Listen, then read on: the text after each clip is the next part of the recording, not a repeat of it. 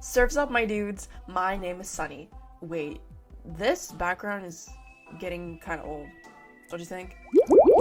Oh, so much better. That was really bothering me. Artfights just ended, and I barely made it. I went into Artfight this year assuming maybe one attack every week max.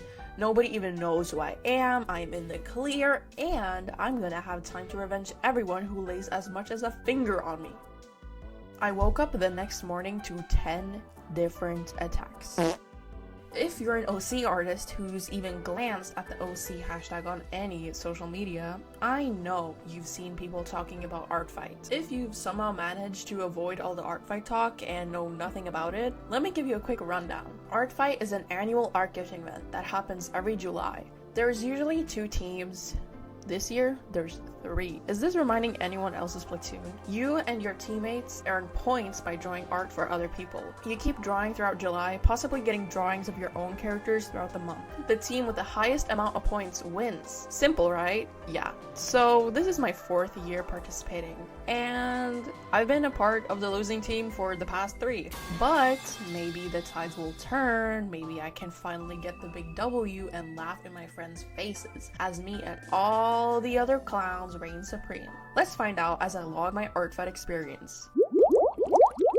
I started preparing for Artfight early this time around, beginning to redo my profile and adding characters all the way back in December last year. They really needed an update. Some of my character bios had a single sentence to introduce them. I know, Weezer, who is my favorite OC with extensive lore, had 2. Yeah, you heard me right, 2. It was something along the lines of gay Discord moderator and streamer. Excuse his name, it's a joke that went too far. Oh, wow, that tells me so much about him. I'm telling you, my character pages were screaming for a refresh. So pretty neat if I do say so myself. I'm sure that you can gather by now that I was spending a lot of time revamping my profile. Yet, somehow, I managed to fumble the ball and sit here with 11 whole characters missing decent reference sheets throughout the event. Yeah, I made the mistake of uploading fully rendered character sheets last year with 0 color palette reference. Stop throwing tomatoes at the screen. Mark my words, next year I will have sheets for everyone. No OC left behind. Enough about my profile, because I know what you're here for. I know you want to see my attacks, the blood, sweat, and tears poured into drawing these characters. And I'll show you, starting with my first attack. I started thumbnailing this attack at a barbecue a few hours before the event, since I'm impatient and it's not against the rules. Anyway, this character immediately caught my eye. I had it bookmarked even before Artfight began. Something about the unique head accessories really drew me in. Every time I draw a character based on game assets, I have a lot of fun. There's so many different ways to interpret the same Gacha Club accessory or Roblox UGC. Similarly, the color scheme really stuck out to me. I'm a sucker for a limited color palette, especially if it has saturated colors. I'm freaking sad. Also, I don't know, I guess I just like blue and yellow. They complement each other nicely, you know? It's like they work together like crazy together. Sorry about him. I wanted to challenge myself during Artfight to draw a lot and experiment a lot. I'm notoriously bad at poses where characters are lying down. I really need to practice it. I think this pose turned out okay. The perspective on the back might be a little messed up, but it was hard to show the angle of the body wasn't in with the ruffled shirt like this. It hides a lot of the form, you know? Also, the huge tail makes it look like the character's lower half is angled upwards if you like squint. If I redid this attack today, I'd extend the drawing and show some of the legs so it's clear that it's a tail. I'm very happy with the rendering though. During my break, I found a way to shade that lets me avoid blending tools while not relying too much on cell shading. I hope you guys like it as much as I do. My next 2 attacks were traditional drawings that I forgot to record. One was a revenge, and the other was an attack on 2 OCs I bookmarked a while ago. I actually made big mistakes tagging each of them and snubbed myself a bunch of points. Note to everyone using Artfight, grayscale pieces still count as colored. I don't know how I missed this. Obviously, since I colored in darker gray on the parts like the shirt here and the hair there, that counts as coloring and not shading. I'm implying the dark brown and navy of the shirt. Next year, I'll read the attack guide. I promise. No more mistakes. My next attack was one I was very excited to do.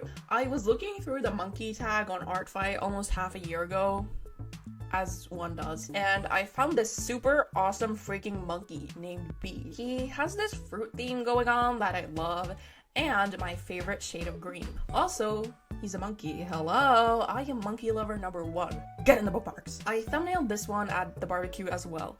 I don't usually include my own characters in my own attacks. In fact, this is my first time ever doing that. I actually had a lot of fun with it. I enjoyed drawing and wondering how my characters would interact with others, like, a lot. I'll have to do it again. I obviously drew Bee and Bait together. I mean, monkey match made in heaven right there. I liked the idea of Bait giving Bee some fruit-themed bracelets since Bee's wrists were looking pretty bare. What did I practice this time around? Line art. I'm very intimidated by thick, simple line art like this. I kinda hide behind detail and unnecessary but cute swirls and funky shapes in my line art. In my past drawings, you can see very clearly I'm trying to distract the eye with an excess of line art. While the line art looks cool this way too, I feel it clashes with the shading and colors and everything just kinda falls flat and looks overwhelming to the eye. Well, I'm not hiding anymore. Simple line art it is. I think I did really good. The shapes are clear and the colors get to shine without any crazy lines going everywhere and overpowering it. But I ran into another problem uploading this because I forgot that Artfight uses an RGB color display and not P3 like Procreate does by default. I'm telling you, I was agonizing over these colors, especially on Bait's reference sheet. If you're a Procreate user like me and have been wondering why your colors look so great in the gallery and on the app but washed out and desaturated on the Artfight website, that might be the issue. Check your color display settings in the canvas information section on Procreate, just to be sure. Better late than never. Lucky me that I found out the issue at an early 3 days before Artfight ended. The next attack was against my best friend. You know I pull out the big guns when attacking the Monarch. Last year I did this hunk of implied OC lore. This year I'm doing an animation. I usually don't like making animations for Artfight. They really need to redo the tagging system for them because, in my opinion, you can't get specific enough to where the points feel adequate to the amount of effort you poured into it. But at the end of the day, the points don't really matter, and this is all an excuse to draw other people's characters, so I don't care. The Dai Dai Dai Kirai animation was getting really popular during Artfight, and what better character to join the trend than the silly, theatrical leader of the Angels, Ethel. She's a fun character because her larger-than-life personality doesn't really show through her facial expressions. She's incapable of blinking, and she can't form her mouth into anything but a smile. She also has the Mona Lisa effect to her eyes, you know, where they follow you around the room. So a lot of expressions are off the table. Unless I do something sneaky. Like for this side expression, I have her squinting to mimic a closed eye, and her wing covers her mouth to hide her persistent smile. The following aspect of her eyes also makes for a cool effect, where she looks sneaky and playful as she stares into the camera. I find drawing her to always be a fun challenge in portraying emotion. She can't show her feelings on her face, so I always have to consider the body language carefully. During the coloring though, I realized she honestly was a horrible choice for a simple animation like this. My favorite part of her design is the crazy colors. She's meant to be iridescent, with colors almost misplaced throughout her design. Blues and greens where there shouldn't be, and shades of pink somehow sprinkled through the fabric, physically stained blue. I sadly couldn't show that with my flat colors. I chose to have her shift colors throughout the animation to show that, but I don't think it translates very well. Next year I'll draw an illustration where her colors really get to shine. That's a promise. Do you ever wonder what I'm up to in between videos? Well, you don't have to leave it to your imagination any longer. because I've been working on a Patreon. There I'll post behind the scenes content, works in progress, exclusive illustrations, comics, animations, and sketchbook pages. If you join, you also get to have your name read out at the end of my video. I bet you're itching to find out what the next video is, huh? Well, I'm already working on it, and the sketches are right there waiting for you. Jingling keys aside, it really supports the channel and lets me keep making videos and doing what I love. You get access to every single thing I post on Patreon for $4 a month. The link is in the description if you're interested. Can't wait to see you there! My next attack was against a very good friend of mine. He has this character that he's genuinely obsessed with. Nace. Trust me, there's always doodles of him on school papers, and I'd honestly feel evil if I left this guy alone during Artfight. I get to include my characters in this one again, as Nils's best friend in the whole world is my character, Lars. The two of them are zombies living undercover in the human world, as they don't want to be zombies and prefer to just pretend they're still humans. Despite dying in a car crash months ago, I might have to make a video on them actually. I think you guys would think they're silly. And there's a lot more to share. Circling back to the actual attack, I made another animation, tweening this time. I chose to animate Lars singing the lyrics to a song and Nils signing it in American Sign Language. It was very fun doing my own research on signs and how to form sentences and interpret lyrics through ASL. But if I ever do this again, I'll look for an authentic ASL cover of the song itself. I'm not very comfortable in my ASL knowledge, especially since I live in Norway and have very few real-life uses for ASL. I do think I did okay. Considering the limitations stiff tweening came with, I didn't really have the time to animate individual finger movements, so the signs are not as clear as they should be. If you're someone who knows ASL well, or even knows how to animate it, please leave some tips in the comments on how I could better the technique, and also the structure of my sentences.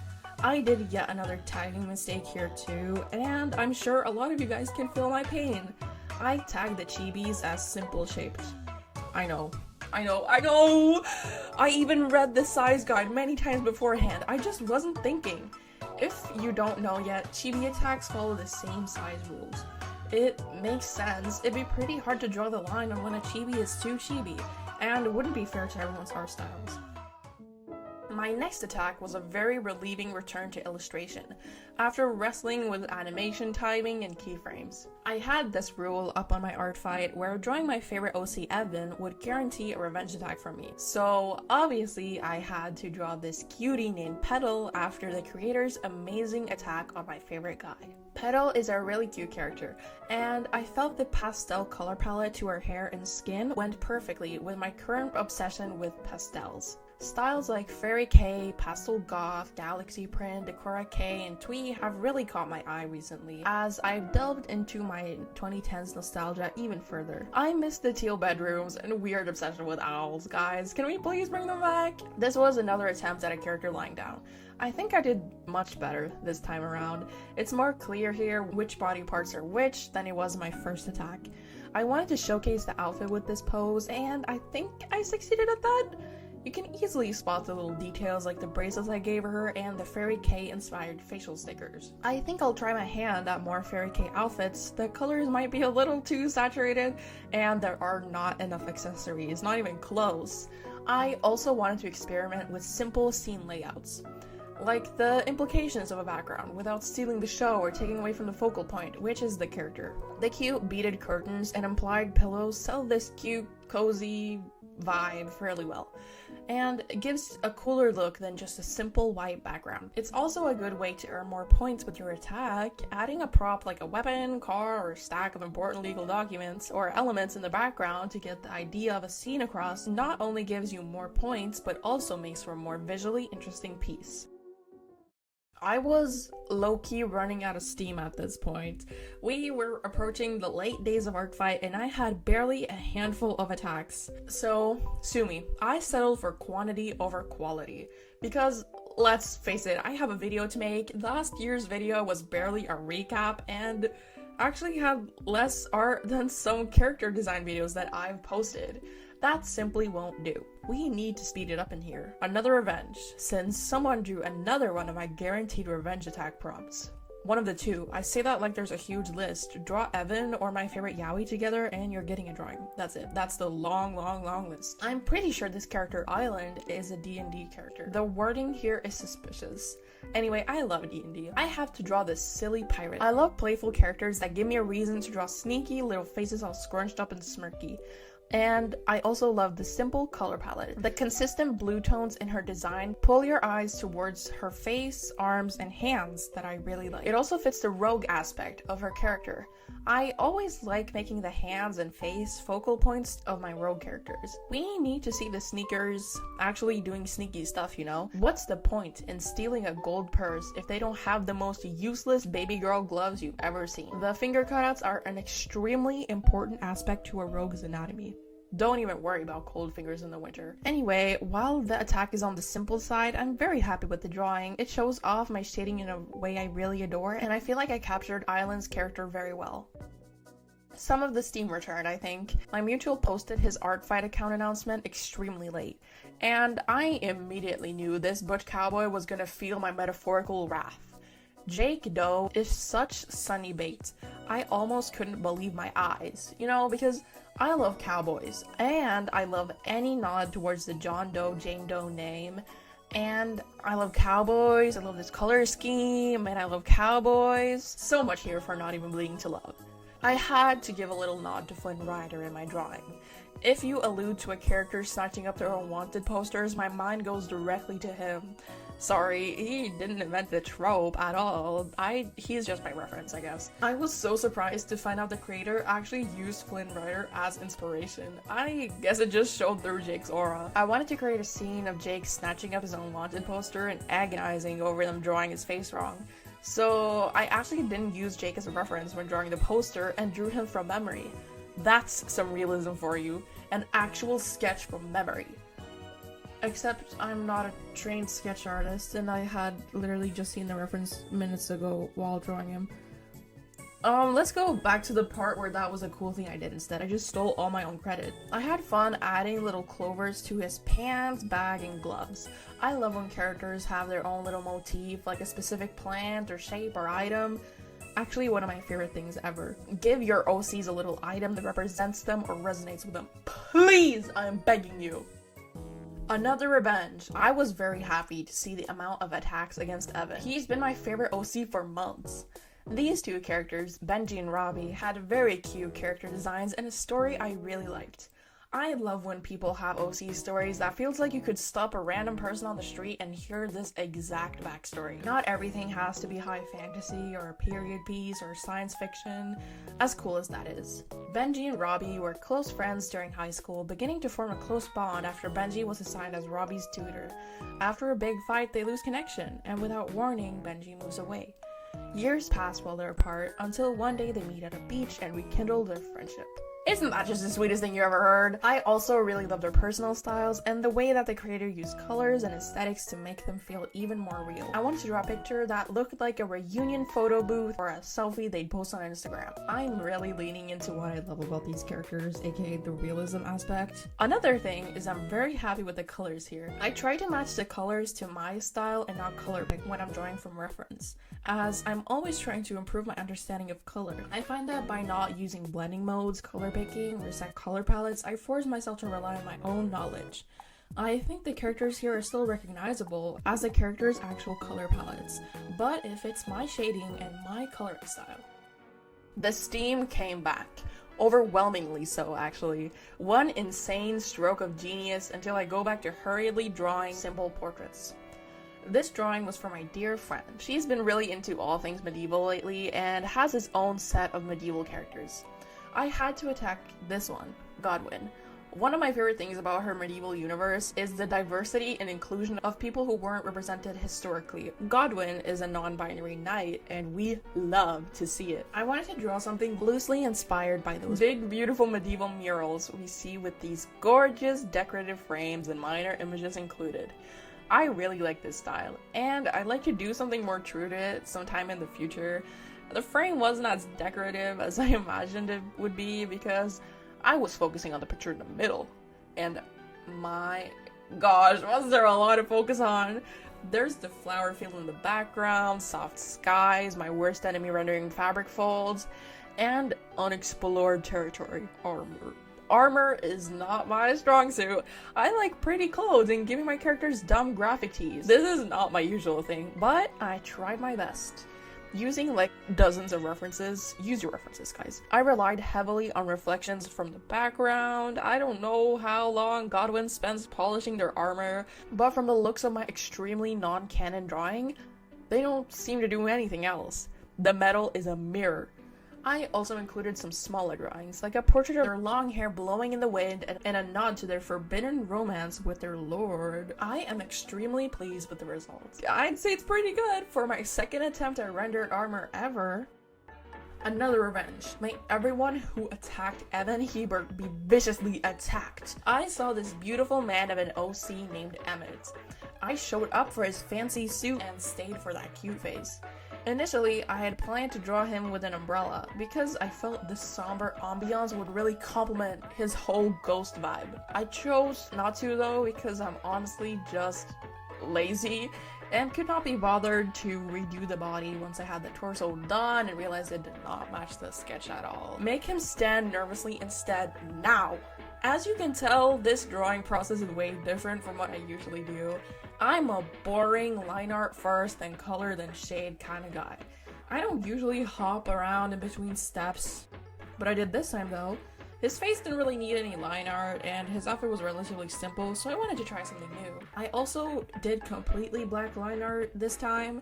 It works with this character in particular, but I love colored line art and won't leave this boat even if it is the most tedious part of every drawing I create. This is another simple portrait piece, but considering it's one of the 6 posted between the 28th and the 31st, I'm proud of myself. Also, the last one was crazy, guys. I needed a break. People keep jumping Evan. I'm so scared. No! Stop attacking him. My collection is growing. I'm still cramping at the wrist from drawing armor at this point, so I continue taking it slow. I love attacking people's self-inserts and sonas. There's something so charming about a character that you can tell is based on someone, but they added things that I might not be brave enough to do in real life, like piercings or tattoos. The art of a sona is honestly beautiful, and I love looking at them. Anyway, I went back to my roots with this side profile portrait. I love side profiles. I love drawing noses from the side, and I honestly find the struggle of keeping the proportions consistent really fun, in a slightly, barely masochistic kind of way. A trick I use way too much is adding hands to spice up an otherwise boring drawing. Once I call it out, you won't be able to unsee it. I'm sorry. The dirtiest trick up my sleeve. I mean, it's realistic, right? When people pose for photos, they're always doing some random crap with their hands nowadays, right? Right? I hate the game, not the player. Last revenge on Evan's behalf. People left him alone for a little while. This person had a bunch of amazing characters and a really cool account layout. Sorry, I just had to show you guys. I mean, isn't this cool? Anyway, this character Skittles caught my eye. Show me a character with a silly name like Skittles and I'm running to Procreate to draw them. Are you kidding me? The best thing ever. I really like the crazy color scheme on her clothes, contrasting with their more generic face and hair and their shy personality. I obviously had a lot of fun with the colors here. Also, Christmas came early this year, guys. I was randomly hit with a serious yearning for winter and snow. What better outlet is out there than Artfight? Like I said, I'm practicing a lot of different stuff this year, and one of those things is snow. Snow isn't hard to draw necessarily.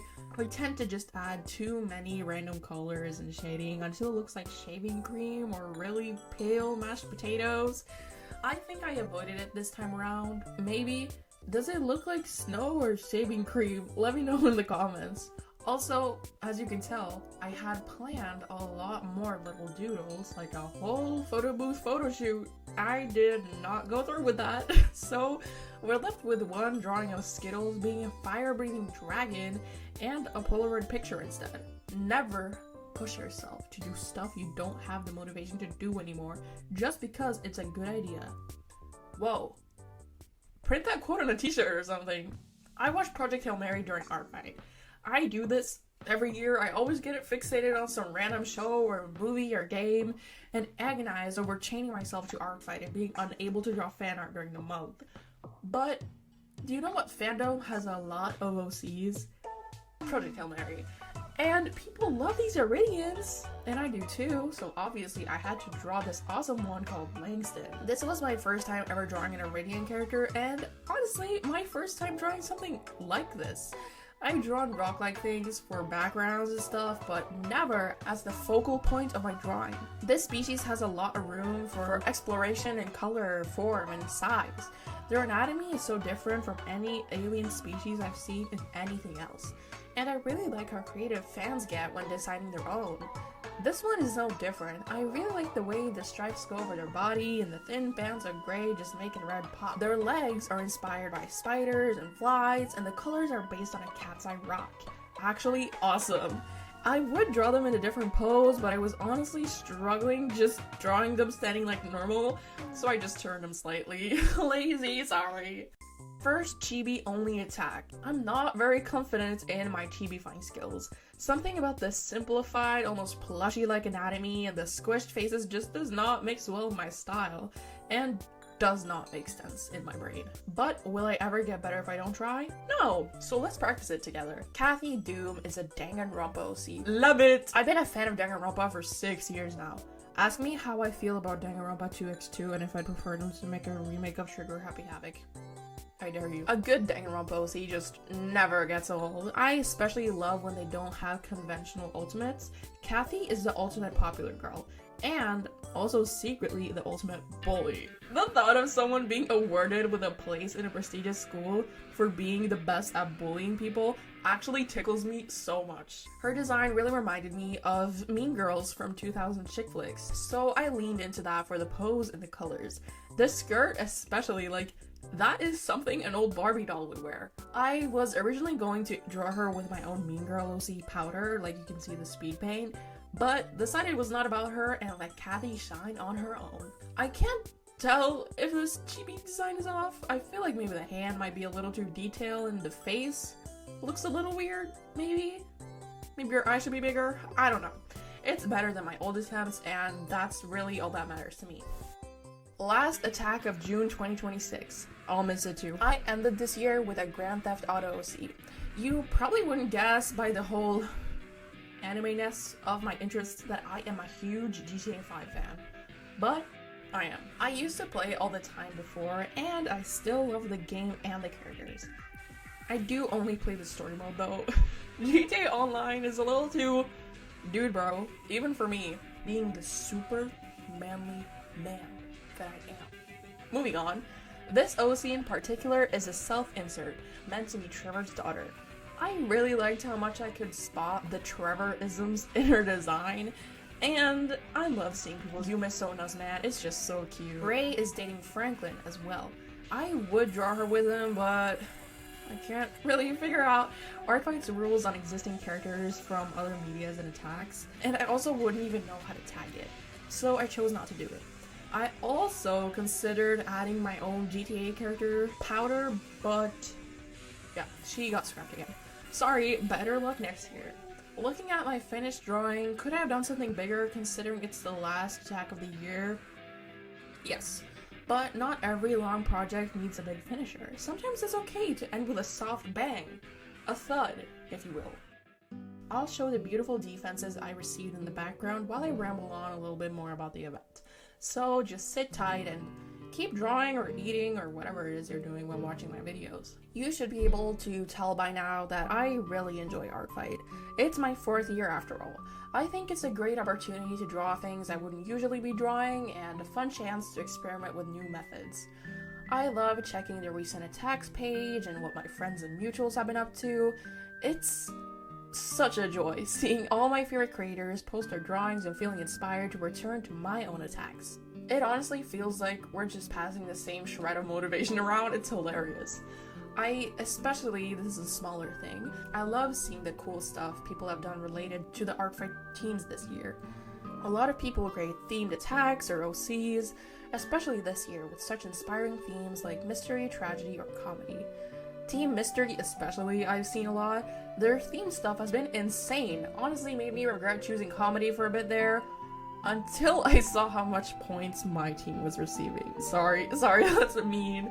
Anyway, yeah, that's what I love about Artfight. The creativity and community around it. However, and that's a big however, I think a decent portion of the participants recently are really missing the point, in all honesty.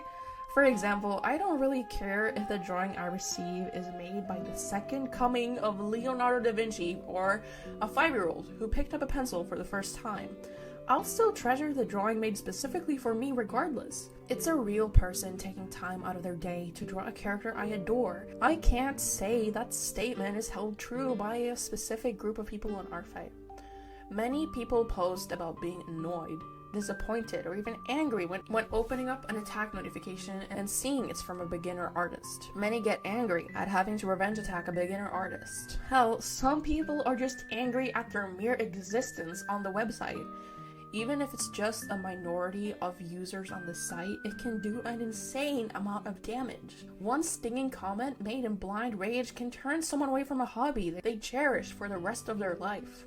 One moment of poor judgment can rob us of years of amazing art. You could potentially scare away your future favorite artist. I can understand why people are upset that their favorite art event isn't niche anymore. But they have so much bigger problems on Artfight than beginner artists simply having fun, trying their hardest and making people happy. There's scammers and people pretending to be staff, scamming people out of their accounts and even money. And you're upset at someone drawing your character quote-unquote badly when the alternative is actually nothing. You could have woken up with no notifications, but you did get one. And it's a stranger who decided that your character was interesting enough to draw. At the end of the day, Artfight is for gifting art. Anyone who can create a piece of art while following the rules is welcome there. I think harassing and hating on beginner artists is immature on every platform. Nobody has any place to bully or make fun of someone for trying something new and working to better themselves. That is something personal, even if they post it online. Especially in the age of generative AI, where the alternative to learning to draw is generating actual slop. Bullying someone out of what could be their new passion is the last thing we need right now. I stand by and applaud everyone who is either rekindling their love for art or trying it out for the first time. And I love that Artfight can be a motivator to keep people trying and practicing, and I choose to believe most users would agree with me on that, despite the loud voices saying the opposite. Thank you so much for watching this video. If you participated in Artfight this year, I hope you had a great time, and that you got to draw lots of cool stuff. If you didn't participate this year, you should try it out next July. If it's not for you, you can always switch the team to spectator. I'll try to post more consistently. I know I said that last time, just to disappear for months. Things happen. I'll try to push said things out of the way to keep making awesome content. Also, let me know what you think about the new background and sprites and stuff. I trust you, considering you're still watching. Please remember to like and subscribe if you haven't already, and remember that you don't have to worry about me because I'm not even bleeding.